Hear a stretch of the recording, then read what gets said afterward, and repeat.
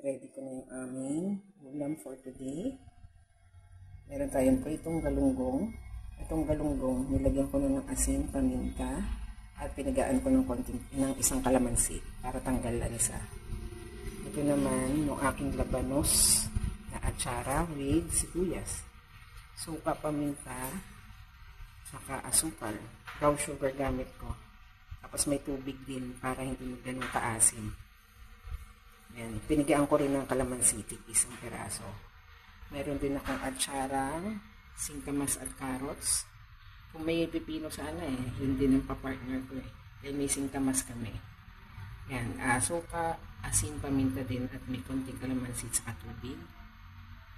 Tapos ito naman yung aking dahong gagamitin sa aking chicken tinola. Itong spinach. Mula yan sa tanim ni sister. Yan. Naka-prepare na. Ready na ako magprito. Yan. Yan. Lalagay ko muna sa ref ng mga atsarang ginawa ko. Check naman natin itong ating tinola. Ito naman, ginisa ko lang ito sa bawang sibuyas at maraming luya. May tanglad din. Yung tanglad galing din sa tanim. Yan. Ito na yan. Meron na kaming sabaw. Magpiprito na lang ako.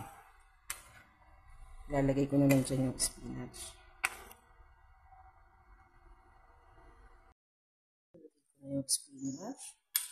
Haluin lang natin. Luto na yung ating chicken tinola. Diba? Malambot na malambot yung sayote ko.